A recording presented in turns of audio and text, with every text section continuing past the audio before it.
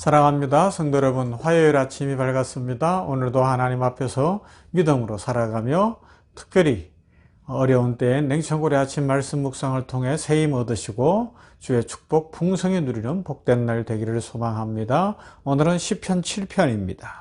시편 7편은 1절부터 17절까지로 되어 있죠. 좀 길어도 읽어보고 또 새로 번역해 보겠습니다. 성경을 읽어가는 중에 주의 은혜를 누리기를 소망합니다. 시편 7편 1절부터 17절입니다.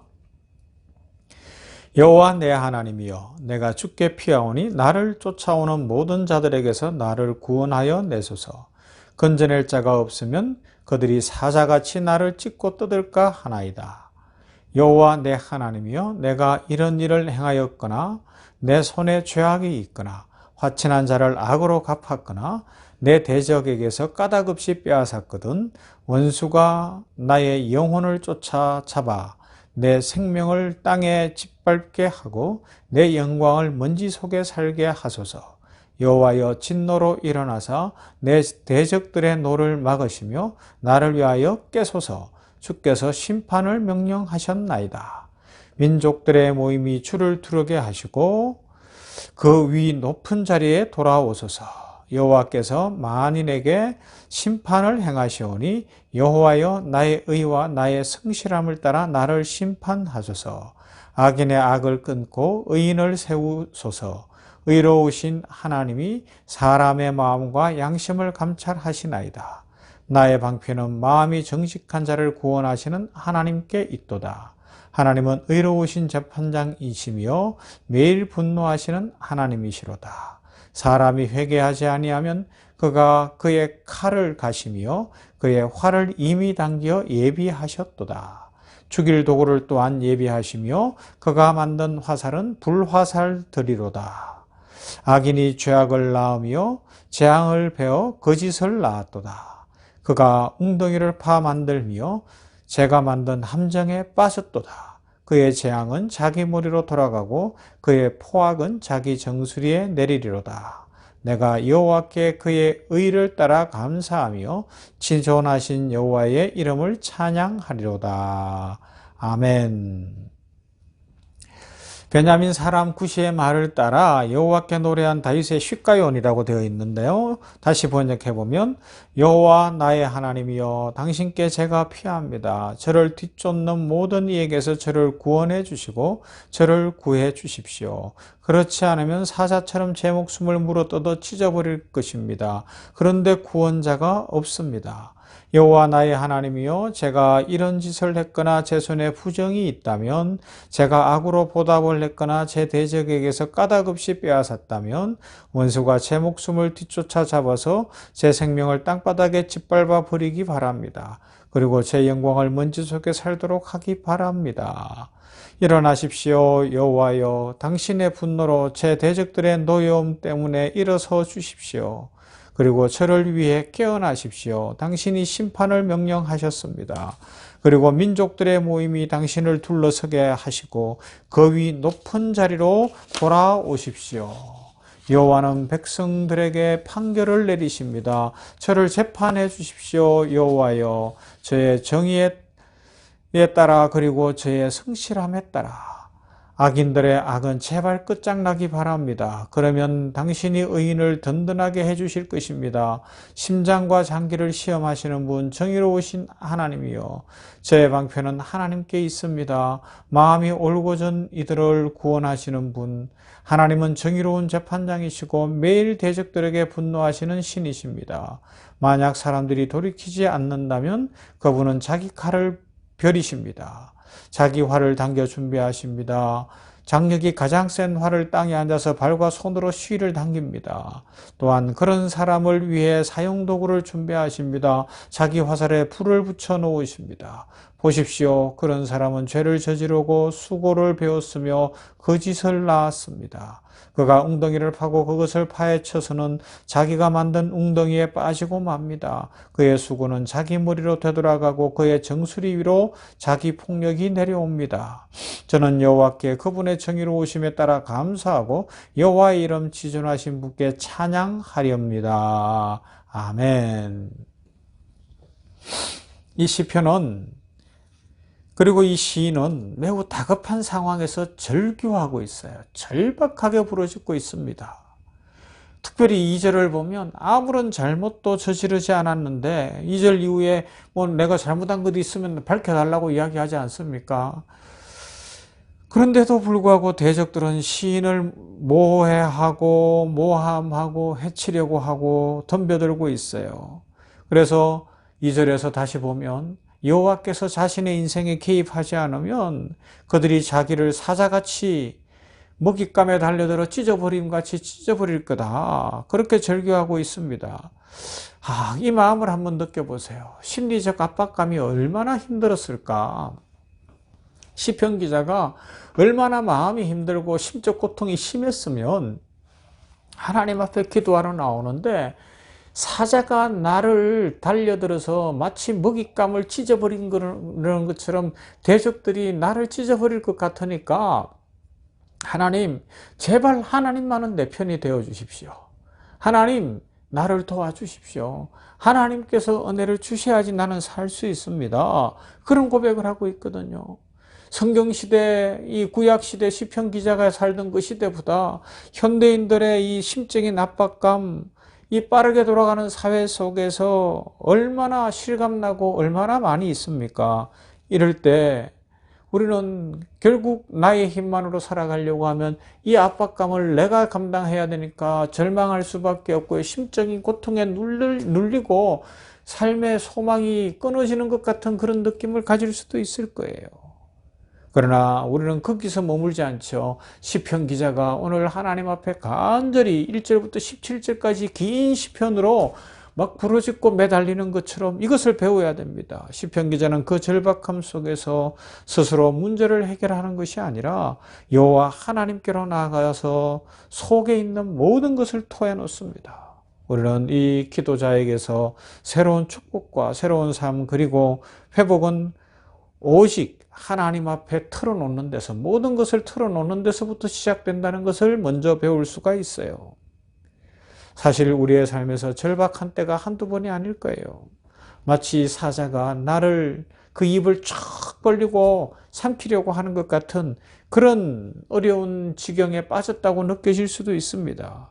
그때 어떻게 해야 된다고요? 시편 기자처럼 하나님 앞에 나의 절박함을 가지고 나와서 다 털어놓는 겁니다. 다 토해내는 겁니다. 여기서부터 시작되는 것입니다. 기도자는 그러면서 조금 더 한 걸음 쑥 들어가서 하나님의 재판장으로 들어가는 거예요. 하나님이 재판장이시라는 겁니다. 하나님이 공의로운 재판장이시니까 하나님이 심판해달라는 거예요.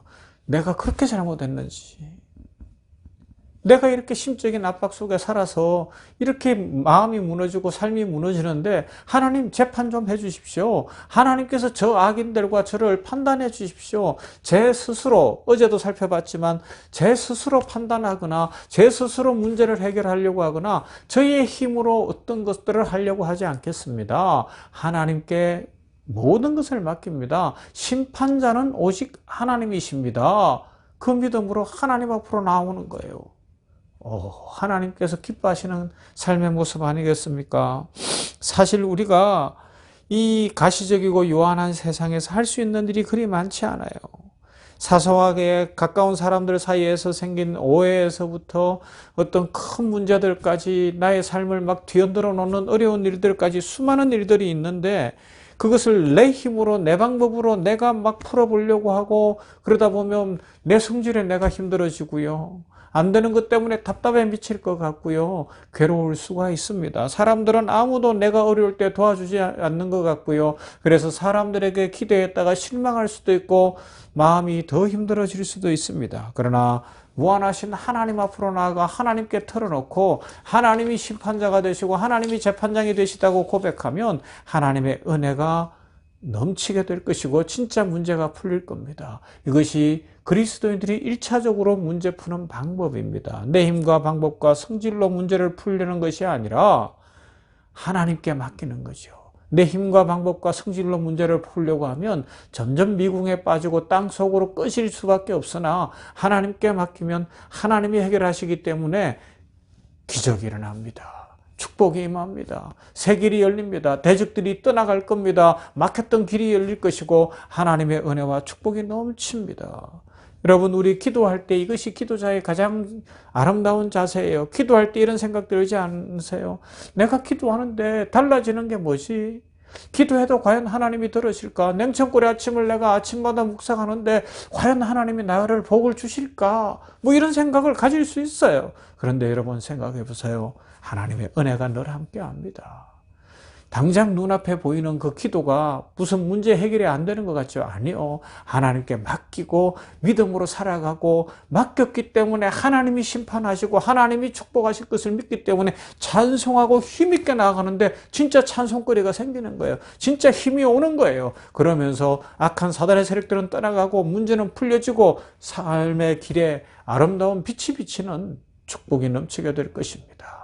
오늘 이 시편 기자의 이 고백과 이 신앙의 자세를 배워서 우리들도 나의 힘이 아니라 지금 막 너무 답답하고 너무 괴롭고 힘든 일이 있을지라도 하나님 앞에 맡기고 하나님께 드림으로 말미암아 하나님의 영광을 보고 하나님의 해답을 얻고 하나님의 축복을 얻어서 오늘도 평화의 날, 축복의 날 되시기를 주님의 이름으로 축원합니다. 하나님, 우리의 억울함을 주님 앞에 털어놓다 보니 그제야 우리의 모습이 보이는 때가 있습니다. 저를 사자처럼 잡아먹으려는 악한 자들이, 그 대적들이 결국은 하나님 안에서 물러가고 하나님의 은혜로 말미암아 새 길이 열리고 평화가 임하는 것을 체험합니다. 하나님만이 심판자시고 하나님이 재판장이 되십니다. 나의 힘으로 하지 않겠습니다. 나의 성질대로 하지 않겠습니다. 나의 마음대로 하지 않겠습니다. 시편 기자가 이렇게 고백했더니 하나님의 은혜가 임하였고 하나님의 축복이 임하였고 진짜 사자가 입을 벌리고 달려드는 것 같은 그런 어려운 상황, 마음이 괴로워서 죽을 것만 같은 심적인 고통, 그 어려움 속에서도 풀려나고 자유하며 하나님의 은혜로 말미암아 기뻐할 수 있고 새 길이 열렸으니 감사합니다. 아버지여, 이 믿음 주셨으니 우리 모든 냉천골의 아침 묵상하는 성도들도 이날 그 마음의 괴로운 문제들을 다 가지고 나아갑니다. 받아 주시옵소서. 하나님 앞에 맡깁니다. 기도해도 소용이 없는 것 같고 냉천골의 아침 말씀 묵상을 해도 나에게만은 응답이 없는 것 같고 하나님이 나에게는 축복을 하시지 않는 것 같고 이 문제는 하나님이 들어주시지 않는 것 같은 그런 문제들을 이 아침에 다 가지고 나갑니다. 주여 받아 주시옵소서. 하나님이 길을 여실 줄로 믿습니다. 새롭게 하실 줄로 믿습니다. 우리는 믿습니다. 그리고 찬송하겠습니다. 그리고 힘있게 살겠습니다. 하나님께서 믿는 자에게 찬송을 더욱 복되게 하실 것이며 길을 여실 것이며 축복하실 것을 믿습니다. 특별히 우리 모든 성도들 중에 심적인 고통으로 어려운 사람들, 오해받고 있고 어렵고 여러 가지로 관계가 힘들고 괴로운 인생들이 있다면, 그리고 세상에서 무시당하고 힘들고 있다면 오늘 얼굴을 빛나게 하여 주시옵시고 그 모든 문제가 풀려지게 하여 주시어서 심적인 고통이 떠나가게 하여 주시옵시고 자유하며 얼굴을 들고 세상을 향하여 주 예수 그리스도의 사랑과 하나님의 축복을 전할 수 있도록 복을 내려 주시옵소서. 이 땅에 전쟁이 그치기를 원합니다. 아버지여, 저 러시아 불쌍히 여겨주시고 아버지여, 그 악에서 벗어나게 하여 주시옵시며 우크라이나 땅에 긍휼을 베푸시고 평화와 자유를 허락하여 주시옵시며 이 땅에 싸우고 있는 모든 사람들 위해 주의 긍휼을 베풀어 주시옵소서. 예수님 이름으로 기도하옵나이다. 아멘. 찬송할까요? 오늘은 349장입니다. 나는 예수 따라가는.